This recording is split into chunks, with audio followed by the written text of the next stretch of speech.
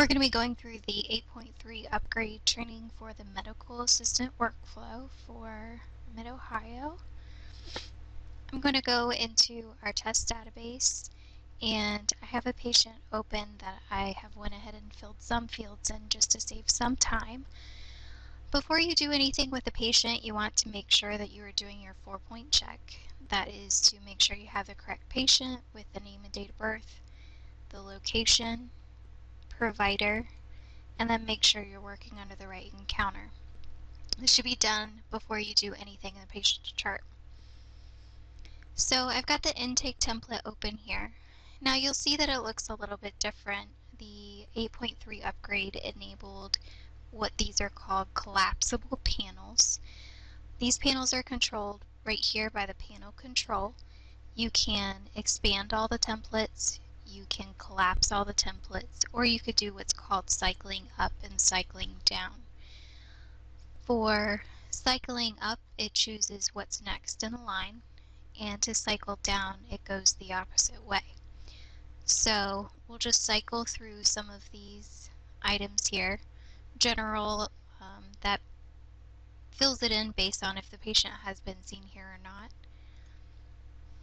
The reason for visit, this isn't anything new. With the last system we had the same thing where we have a reason for visit that we click on here, we save and close it, or go to this additional manage and you can select something from here. So I've got COPD in there. I'm just going to put a few things in. Now one thing with this upgrade is they have enabled you to save HPI templates. So say you have this is a COPD patient that is very typical. If you want to save that template to use with future patients, you can just hit this save button. Do the save all templates because it will save all the templates in the set. Then give it a name. So let's say COPD. I'm going to say COPD2 because I already have a COPD in there. We'll do add. And then the next time that you want to put that in a patient's chart, you just hit this little asterisk and choose your reason for visit, and it will populate all the fields. So I'm going to cycle up here. I already put some vital signs in for this patient. The vital signs are not anything different, so I already put those in there.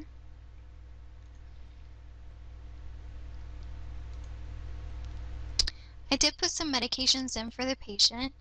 The medication module is where you'll do that. For any new patient, they are considered transitioning into care because they are going from a PCP or some other specialist to our office.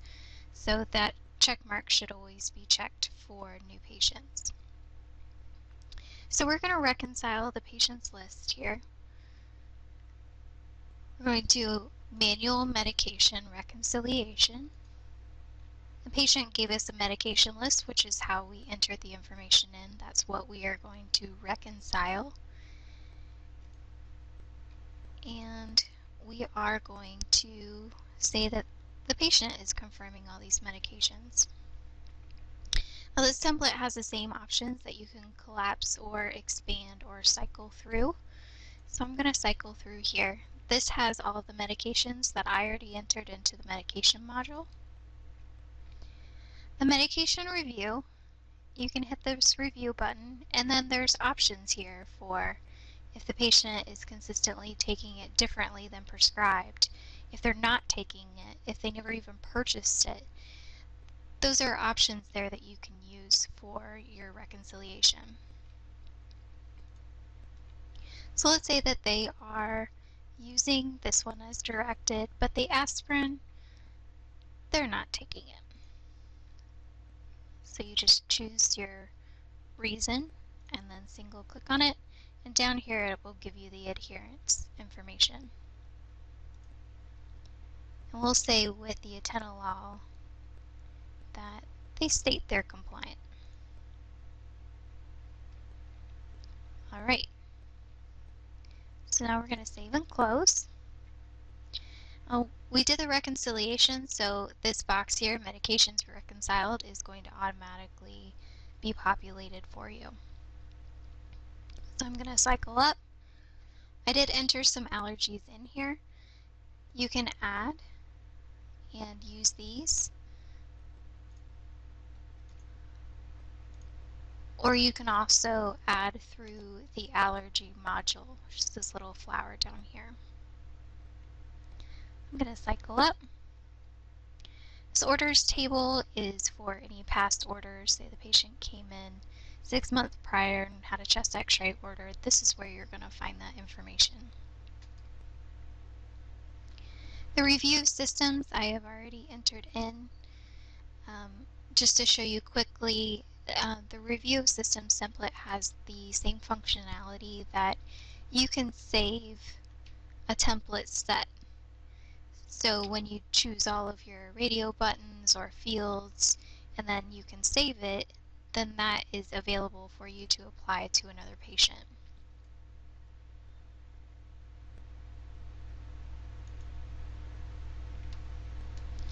Okay, so that's the intake template. You'll note that here we also has the patient taken the pneumonia vaccine. This is important for our physicians to do the PQRS documentation. And then also the influenza vaccine. You'll still need to enter that information into the immunizations module or template if necessary. I also have the link to the spirometry template. Again, the same panel controls is available for this template. You can enter in the same way that you did on the previous system. And then there's this option here to bill for inhaler instructions. So I'm going to move on to the histories template. Another big change for this upgrade is instead of having chronic problems and then past medical history, sometimes some of the things on the problems list were left out.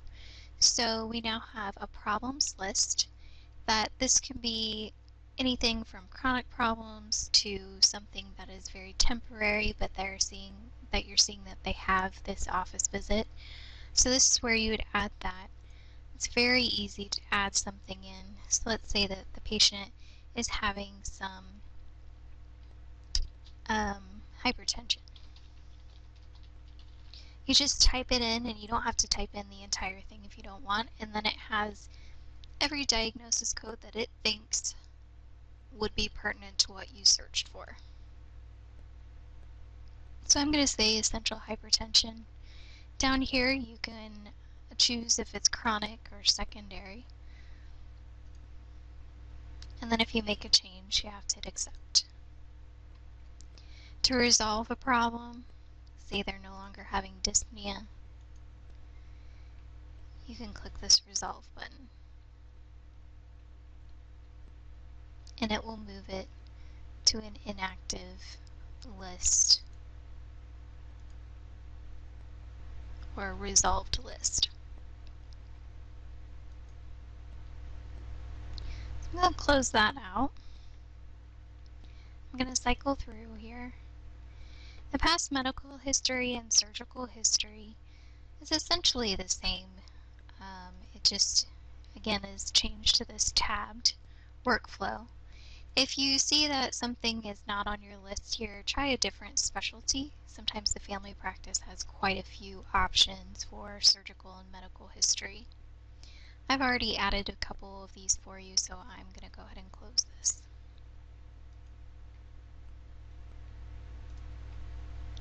Diagnostic studies, we can add things, say the patient had a chest x-ray and we're reviewing that today, but for some reason the order didn't get into the system.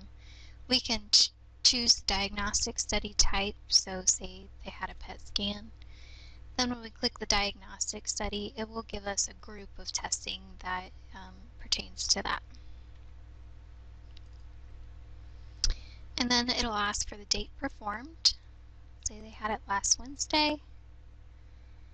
And then it needs an interpretation. So let's say it was abnormal.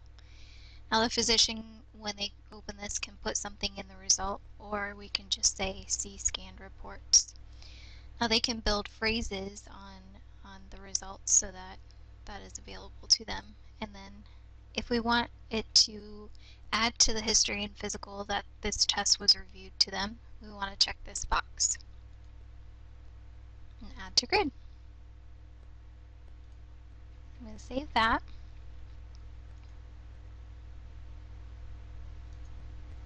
Family history, I've added a few things in, but we just click the relationship here. So we can just say close relative.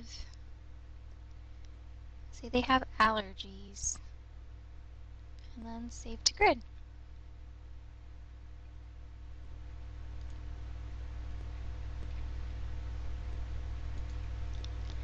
The social history, to add something, we just do the add button.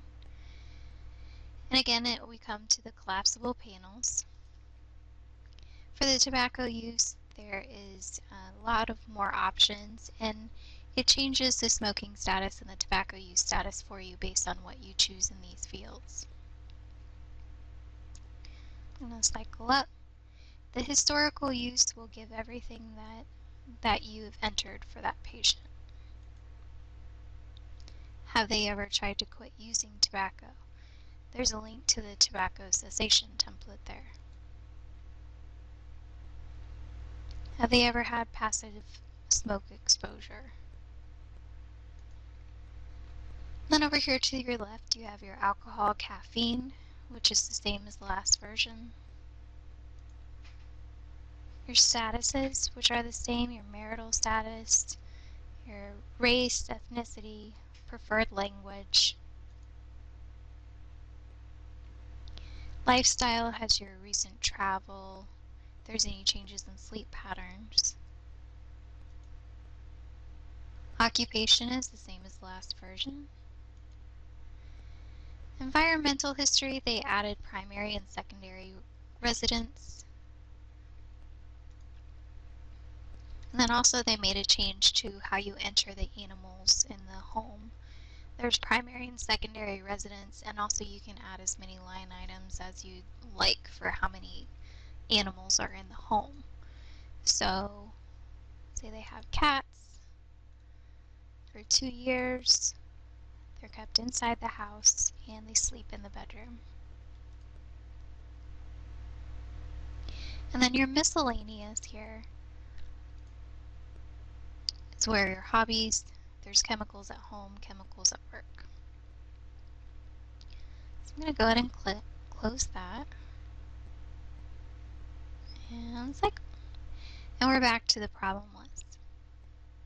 So after this is all completed, you've entered what you need to enter, then you'll generate the intake note. Before the office visit is through, you're going to want to check the meaningful use. As with the last system, if something doesn't meet the criteria that it needs to be, there will be a red X. Now, some of these things you won't be able to do anything about, like them viewing their own records. If they got reminders, the electronic notes. So just be wary of what's pending and what needs to be done. So that is the workflow for documenting a patient in 8.3 for the medical assistants.